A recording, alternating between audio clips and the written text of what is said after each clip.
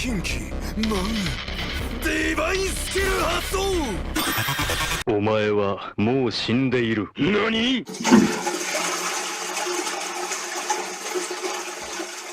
It's been 3 months, doesn't it, since the very first presentation on Vanguard device, and if there's anything that I'm looking forward to it for the longest time, and by that I mean 3 months, it's definitely the fated one of Zero, Blanmeer.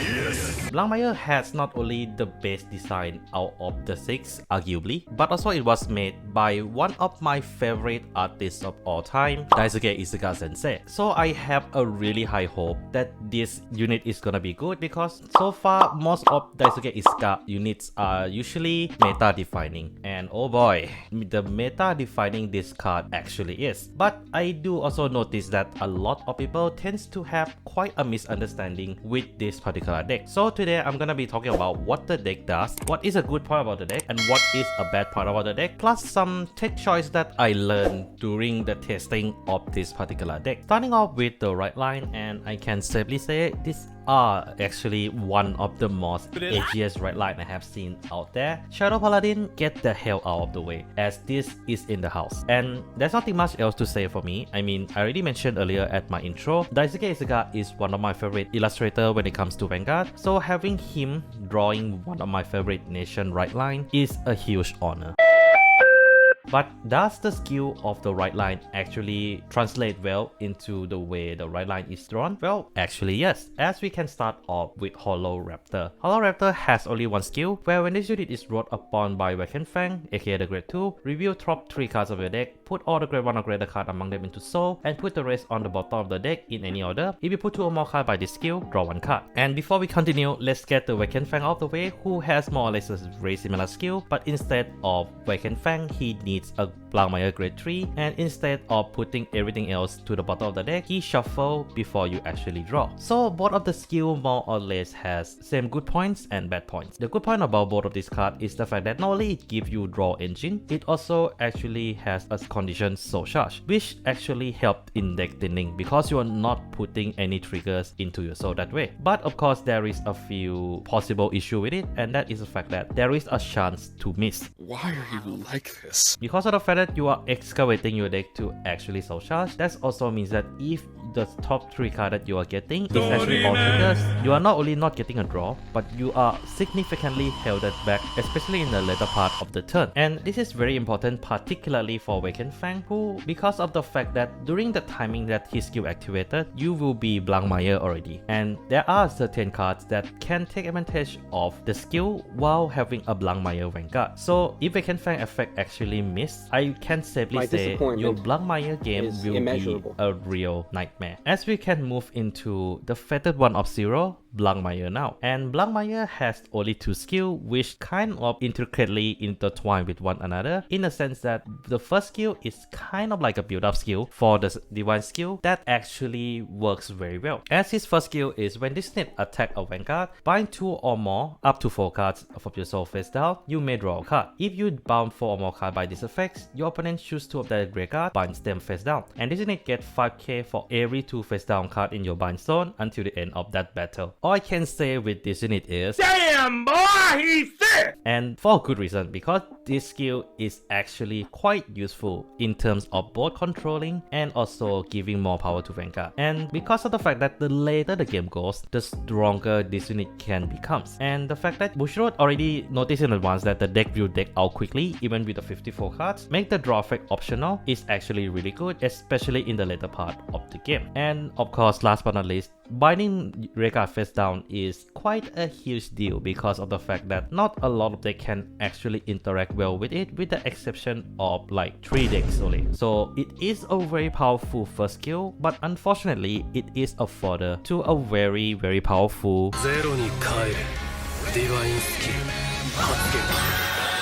At the beginning of the card step of the battle this unit attack, if your bind stone has 8 or more face down cards, you may have this unit gets additional critical until the end of turn. If you do, your opponent cannot call or play sentinel for the rest of this turn. Choose one of your opponent Vanguard, and until the end of your opponent next turn, all of your opponent and that unit's ability are nullified. So just to get some of the thing out right all the way, yes, this skill can be cancelled on Vanguard by just personal writing. It will still completely negate Whatever skill you are giving to the player themselves, and that includes Versatile Heal skill. And in my honest opinion, this is the most divine skill out of the known divine skill we have so far, because it is properly, truly ending, and literally just 0. So what makes this skill so good? Well, for one, this skill require almost no cost. Secondly, Preventing your opponent from playing the Sentinel for the entire turn is really a huge deal. I mean, with the power level that this deck can reach, it is not gonna be easy to guard with just triggers and blitz orders. And the fact that you negate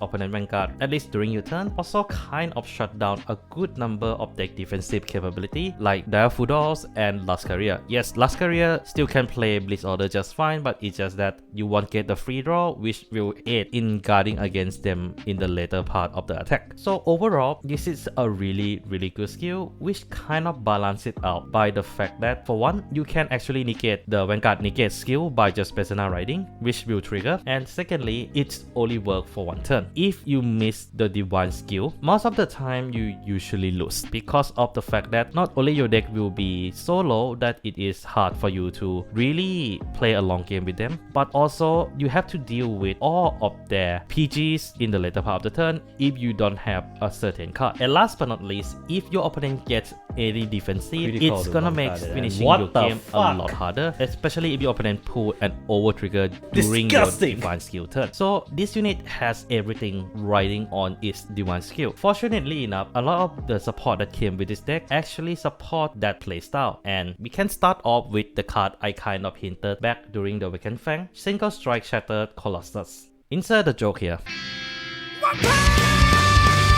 When this unit attack Vanguard, if your bind stone has 4 more face down card, you may have this unit plus 10k, but at the end of the turn, put this unit into your soul, and if this unit is put into soul by card's ability and you have Blangmire Vanguard, you may bind this card face down to draw a card. This doesn't really do much for the deck overall, but I would say it is still an important aspect of the deck nonetheless, because of the fact that most of the effect in Blangmire deck does put card into soul selectively, so because of that, this will trigger a free draw from Colossus most of the time, and that includes of course Fake and Fang. And having a 23k attacker is always nice to have regardless of what deck you are dealing with. So it is a really good strong early game pressure card. And yeah, there's nothing else much to say about it, because I feel the best part about the support is in the other two units. As we starting off with Evoke Alchemist, the D1 skill booster of Blangmire. If there's one card that I want to bring a parallel to, is definitely Impale Horn Dragon, because when this unit boot a grade 3 Blangmire in its name, you can have this unit gets additional 2k until end of that battle, and if your bind stone has 4 or more face down card, you can counterblast one, choose one of your front row red card and stand them. And if your bind stone is 8 or more card, that unit also get additional 15k until the end of turn. Genuinely disgusting. So in my opinion, Evoke Alchemist was the reason why Blangmire actually has pressure outside the divine skill turn, because of that plus 15k to any front row unit. And even during the divine skill turn, this can turn one of your rear guard column into one of the most ridiculous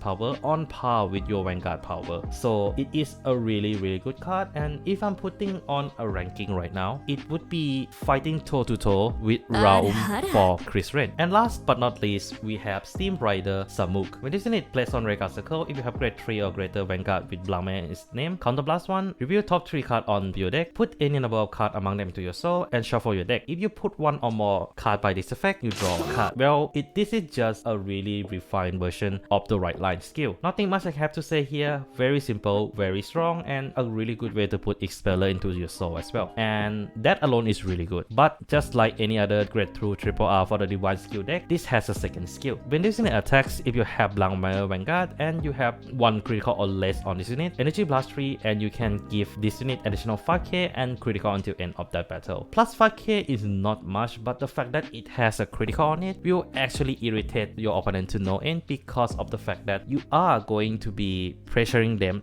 a lot both early game and late game thanks to this card. And imagining Turret Alchemist on this card, that's a 30k unit with a critical of 2, and not counting some of the other support that you're most likely gonna be running in this deck, including but not limited to Zargon, X-Speller, Case of Broken Star, and of course Brainwash Swirler. So before we get into the good part and the bad part about this deck, let me address one very big question that a lot of people seems to be curious on about the deck itself during my stream as well, and that is when is the best timing to play this unit Divine Skill. A lot of people ask, is it turn 4 or turn 5 or something like that, and in my honest opinion, the answer to that is yes and no.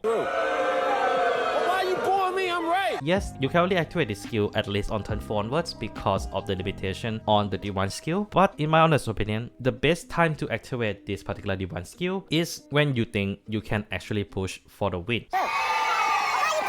So a few conditions that you should take into account is, for one, what are the red cards you have on the field? Do you have Samung that can actually hit a ridiculous number with Brainwash and swing to your opponent Vanguard with additional crit? How much damage your opponent has? If they have at least 3 or more, I think it is a good time for you to try go with the Divine Skill. And last but not least, how big is their hand and what are some of their drive checks? So yeah, these are a little bit more on an advanced skill, but I feel if you take note of this as you play, it will actually aid you in timing the Divine Skill. So what are the good point and the bad part about this deck? Well, first off is that the deck draws a lot. It doesn't really show much here, but almost every skill in this deck does some kind of drawing, which actually is a really good thing because that means that you can actually sustain for a really long time before you actually time your Divine Skill down. And of course, picking up the Divine Skill is easily one of the strongest Divine Skill we have seen so far, and it usually is very game ending. And last but not least is that a lot of unit has a good pressure in the form of critical, particularly Samu and Evoke Alchemist that does give a lot of power to the rear guard that you are restanding. So what are the bad point about this deck? Well, it is a little bit interesting because the weak point of this deck is not really in the common form that we see with a lot of decks with things like not enough pressure, not enough searching power and such like that. The problem with this deck, in my opinion, is in the fact that if you miss the Divine Skill, most of the time it is usually game over for you because not only your deck is running out very quickly, but also you are dealing a lot